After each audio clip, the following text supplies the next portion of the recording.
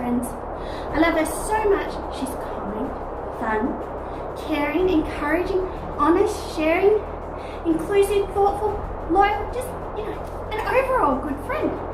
Did you know that heroes need friends to help them? Oh, I know some heroes have to pretend they're better off on their own, but even Batman and Arrow have their little group of supporters. Oh wow, it's getting very windy. I'm just going to have to concentrate for a bit. Oh no, the wind's pulling my cape. It's ruining my flight pattern. And that was right, capes aren't good ideas. What am I going to do? You okay? Yeah, I'm good, hun. I was just recording for Kids Church. Oh, okay. I'll go now. Thanks for being a loyal friend. It's okay, sorry. Oh, good. See ya. All right. Well, I guess the jig's up. No need for any more special effects, hey? Oh, it's nice to have a loyal friend, though. You know what? This green screen's pretty boring. Why don't we just change it just this once, yeah? All right. What about this one? Nah, it's pretty boring. What about this one? Nah, that's boring too. About this one? Oh, it's a bit over the top. This one. That's good. All right. Well, welcome back to Wildfire Kids Church Online. Do you know, this term we're learning all about some everyday heroes from the Bible. They were everyday people just like you and me. Unlikely heroes. Throughout the Bible, God worked through unexpected people in incredible ways. You and I are just as unlikely and unexpected. So imagine what God can do through us. Today's unlikely hero is a woman named Ruth. The name Ruth actually means friend. So she's a great Bible hero to show us what a good friend is like and help us learn that heroes are loyal. Okay, are you ready for today's story? Yes? All right, let's get started. Our unlikely hero today is a woman of loyal heart.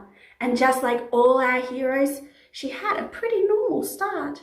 Someday she would be great-grandmother to a king because she served God with what she could bring. Her name was Ruth, and Moab was her home. A famine grew in Bethlehem. Families began to roam. One such family was Naomi, her sons and husband, who came in search of life anew and settled in new land. There in Moab, Naomi's sons each found a wife. One was Ruth, and there together they made their life. The other son, his wife named Orpah, lived alongside. What joy Naomi had that both her sons found their bride. Sadly, the love story didn't last too long. After some years, the men all passed and the women were filled with tears. Naomi and her daughters-in-law missed them so. Their husbands were gone. Where could they all go? In those days, a woman had no wealth and land to her name. Naomi had nothing to offer, and the wives, they were the same. Naomi decided, I'll journey to Bethlehem to start a new life and see out my days, to her daughters she told. This can't be the end. Ruth, our unlikely hero, had something to say. I'm coming along. I've packed my bag, so let's be on our way, Naomi said. No, Ruth, you mustn't come. Stay here and I'll go. Ruth replied, her loyalty true, I'm coming and you can't say no. Ruth followed Naomi and off they went, a new life to start.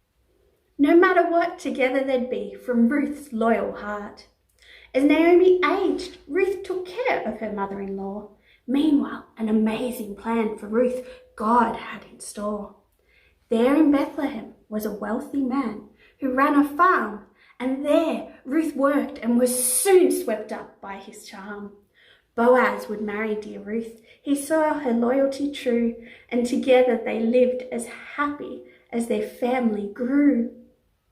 After a short while, Obed, their baby boy, came along, who one day would be the father of a family strong. Obed's son was Jesse, the father of David, who became king, the boy that took 5 stones and killed a giant with one swing. So long ago, this great king's line began with heroes from the start. It was a story that began with loyal Ruth who followed her heart. Do you know, we have a friend that is loyal and with us wherever we go to. This friend is with us at school, on holidays, at home, when we climb a tree, and even when we sleep. This friend is right by our side in the tough times and the great times, in the valleys and on the mountaintops. This friend will never, ever leave us. Wherever we go, we're not alone. Do you know who that is? It's God. God is our friend, and He is with us. Deuteronomy 31 verse 6 tells us, "Be strong and courageous.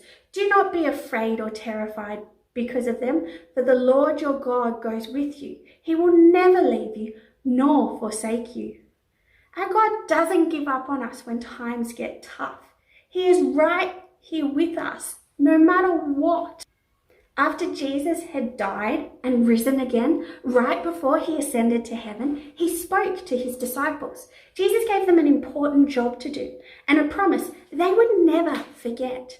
Matthew 28:18-20 tells us that promise. It says, "Then Jesus came to them and said, 'All authority in heaven and on earth has been given to me. Therefore go and make disciples of all nations, baptizing them in the name of the Father, the Son, and the Holy Spirit, and teaching them to obey everything I have commanded you. And surely I am with you always to the very end of the age.'" The mission God had given them was clear: to make disciples, baptize them, and teach them how to follow Jesus. As followers of Jesus, we are His disciples too. And you know what? We have the same mission and this same promise. God will always be with us. All right, well, that's all I have time for now, my unlikely heroes. I guess I'm just going to walk off stage because you already know about my special effects, so there's no need to do any. All right, well, I hope you'll join us back here next week, and we'll see you then. Bye.